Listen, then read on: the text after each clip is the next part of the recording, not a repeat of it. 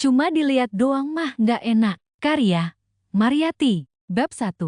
Satu atap, 5 hati. Suara klakson yang bersahutan dari jalanan protokol Jakarta sudah menjadi alarm alami bagi penghuni rumah minimalis 2 lantai di sudut tebet itu. Di dalam rumah yang mereka sebut base camp, aroma roti panggang dan kopi mulai beradu dengan aroma parfum maskulin dan bedak tipis. Bagi orang luar, mungkin Anda melihat 5 remaja, 3 laki-laki dan 2 perempuan tinggal di bawah satu atap tanpa ikatan darah. Namun bagi Rasya, Gibran, Irsyad, Naura, dan Adara, ini adalah rumah. Orang tua mereka yang bersahabat sejak kuliah memutuskan untuk membeli rumah ini bersama-sama agar anak-anak mereka tetap terikat. Meski orang tua mereka sendiri sering bertugas di luar kota atau luar negeri. Pagi itu, meja makan menjadi medan tempur pertama. Gibran, itu selai stroberi jatah gue buat seminggu, jangan dihabisin dalam sekali olas dong,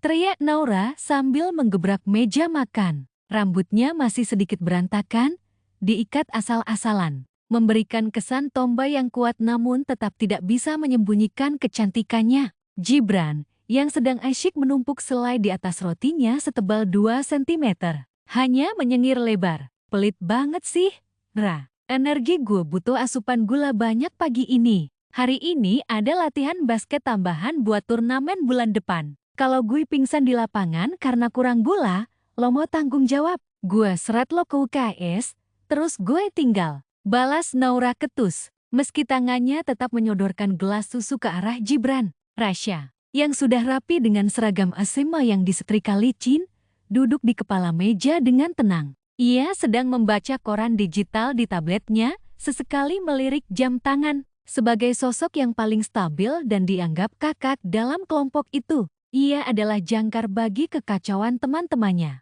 Gibran, jangan mancing emosi Naura pagi-pagi. Dan Naura, jangan teriak-teriak. Adara lagi pusing karena semalam begadang nyelesain lukisannya, ucap Rasya dengan nada tenang namun tegas. Seketika, suasana sedikit mendingin. Irsyad masuk ke ruang makan dengan langkah nyaris tanpa suara. Di tangannya ada laptop yang masih menyala. Matanya yang tajam di balik kacamata menunjukkan bahwa ia baru saja memecahkan kode rumit atau sekadar membaca jurnal teknologi terbaru. Adara sudah bangun? Tanya Irsyad singkat sambil duduk di sebelah Rasya. Lagi di kamar mandi. Mungkin bentar lagi turun, jawab Rasya. Tak lama kemudian, Adara muncul. Wajahnya terlihat sedikit pucat dengan lingkaran hitam tipis di bawah matanya. Adara adalah jiwa dari rumah ini, sensitif dan penuh empati. Ia membawa sebuah kanvas kecil yang tertutup kain. Pagi semuanya, sapa Adara lirih. Ia langsung duduk dan menyandarkan kepalanya di bahu Rasya yang duduk di dekatnya.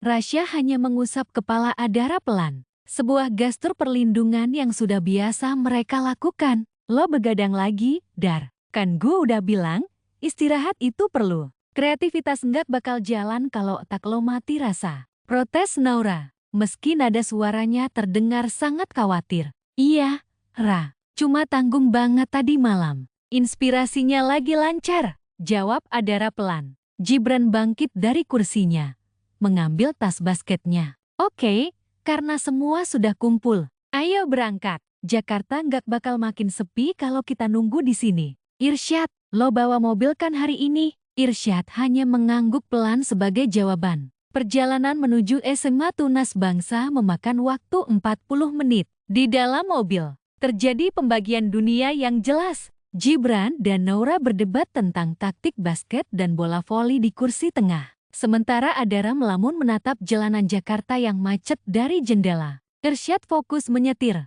Dan Rasya di sebelahnya sibuk mengecek jadwal kegiatan OSIS. Sesampainya di sekolah, kehadiran mereka berlima selalu menjadi pusat perhatian. Mereka adalah Dein Separables, Rasya yang harismatik, Gibran yang populer sebagai kapten basket, Irsyad si genius yang dingin, Naura si atlet voli cantik yang galak, dan Adara si seniman lembut yang misterius. Namun, ketenangan pagi itu terusik saat mereka melewati koridor utama menuju kelas. Di sana, sudah berdiri 3 orang yang selalu menjadi duri dalam kehidupan sekolah mereka. Kevin, Noe, dan Raihan. Kevin berdiri bersandar di pilar, melipat tangan di dada dengan senyum miring yang manipulatif. Di sampingnya, Noah sedang sibuk memainkan ponsel, sementara Raihan hanya menatap datar ke arah gerombolan Rasya. Wah, lihat siapa yang datang. Keluarga bahagia kita sudah sampai. Sindir Noah dengan suara yang sengaja dikeraskan. Satu rumah, satu mobil, satu geng. Apa nggak bosen lihat muka yang itu-itu aja tiap hari? Atau jangan-jangan ada yang main rumah-rumahan beneran di sana? Gibran langsung berhenti melangkah. Rahangnya mengeras. Maksud lo apa? Noah. Noah terkekeh. Melangkah maju mendekati Gibran. Ya tahu sendirilah. Laki-laki dan perempuan tinggal bareng tanpa pengawasan orang tua. Gue sih cuma penasaran. Siapa yang dapat jatah duluan? Biu kakak. Bukan Gibran yang bergerak, melainkan Nora. Ia menggebrak loker di samping Noah dengan sangat keras hingga menimbulkan bunyi dentum yang menggema di koridor. Matanya menyala penuh amarah. Mulut lo kalau nggak bisa dijaga, mending gue jahit sekarang juga. No, desis Nora. Kevin maju, menengahi dengan gaya sok pahlawan. Sabar, Nora. Noah cuma bercanda. Tapi kalau dipikir-pikir, emang nggak aneh ya? Rasya, lo kan ketua SIS yang terhormat. Lo nggak takut reputasi lo hancur karena isu miring soal rumah itu? Rasya melangkah maju, berdiri tepat di depan Kevin. Tinggi mereka sepadan, namun aura yang dipancarkan Rasya jauh lebih menekan. Rasya menatap mata Kevin tanpa berkedip. Reputasi gue nggak dibangun dari omongan sampah lo, Kevin. Apa yang kami lakukan di rumah kami adalah urusan privasi kami. Kalau lo punya bukti kami melanggar aturan sekolah, bawa ke meja gue. Kalau enggak, mending lo minggir. Lo menghalangi jalan orang yang mau belajar. Ucap Rasya dingin dan tajam. Kevin tertawa sinis. Belajar? Atau sekadar pamer kedekatan? Gue dengar Adara sering masuk ke kamar lo kalau malam, Syah. Oh, atau ke kamar Irsyad? Irsyad yang tadinya hanya diam di belakang, tiba-tiba bergerak. Ia tidak memukul. Ia hanya mendekat dan membisikkan sesuatu di telinga Raihan si Algojo yang sejak tadi diam. Raihan, bilang sama temen lo ini. Data pribadi bokapnya soal penggelapan dana proyek di Jakarta Utara ada di folder sampah di laptop gue. Mau gue pindahin ke folder lapor? Bisik Irsyad dengan nada sedingin es. Wajah Raihan berubah. Ia segera menarik lengan Kevin. Vin, udah. Bel masuk bentar lagi. Kevin mengernyit, bingung melihat perubahan sikap Raihan yang tiba-tiba gelisah. Apaan sih?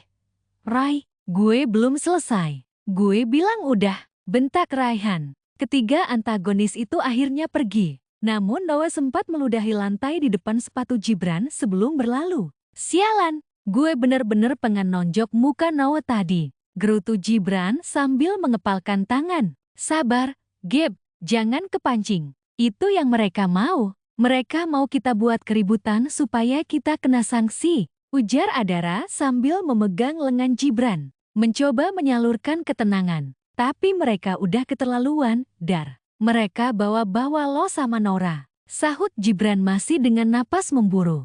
Kita punya satu sama lain. Itu yang penting. Sela Rasya. Ayo ke kelas. Jangan biarkan mereka merusak hari ini. Mereka pun berpencar menuju kelas masing-masing. Namun, di balik sikap tenang Rasya, ada kemarahan yang ia pendam dalam-dalam. Sebagai orang yang paling setia dan posesif terhadap kelompoknya, ia tidak akan membiarkan Kevin dan kawan-kawannya menyentuh keluarganya. Di kelas, Adara duduk di bangku paling belakang, dekat jendela. Ia mencoba menggambar di buku sketsanya, namun tangannya gemetar. Ucapan Noah tadi benar-benar menusuk hatinya yang sensitif. Apakah orang-orang benar-benar berpikir serendah itu tentang mereka? Tiba-tiba, sebuah botol susu coklat dingin diletakkan di mejanya. Adara menoleh dan melihat Irsyad sudah duduk di sampingnya. Minum, gula bisa bantu otak lo produksi dopamin. Ucap Irsyad tanpa menatap Adara. Matanya tetap fokus pada layar ponselnya yang menampilkan deretan kode. Adara tersenyum kecil.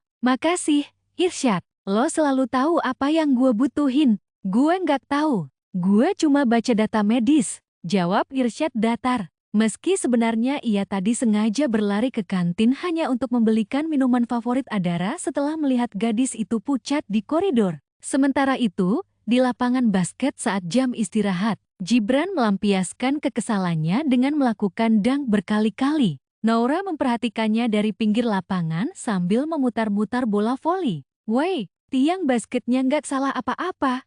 "Gib!" teriak Noura. Gibran mendarat dengan napas tersengal, keringat mengucur deras. Ia berjalan ke arah Noura dan duduk di sebelahnya. "Gue cuma nggak tahan, Ra. Kenapa mereka selalu cari masalah sama kita? Karena kita punya apa yang nggak mereka punya." Jawab Noura simpel. "Kita punya persaudaraan yang asli. Mereka cuma sekumpulan orang yang saling manfaatin buat kelihatan berkuasa." Gibran menatap Noura. Gadis di sampingnya ini selalu terlihat kuat. Namun Gibran tahu Noura juga punya sisi rapuh. "Lo tadi hebat, Ra. Gue bangga punya sahabat si barbar lo." Noura menabok bahu Gibran keras. "Barbar palamu, gue tuh tegas, bukan barbar." Keduanya tertawa, sedikit melupakan ketegangan pagi tadi. Namun, dari kejauhan, di lantai 2 gedung sekolah, Kevin memperhatikan mereka. Matanya tertuju pada kedekatan Gibran dan Noura. Lalu beralih ke Rasya yang sedang berbincang dengan guru di koridor bawah. "Cuma dilihat doang mah gak enak.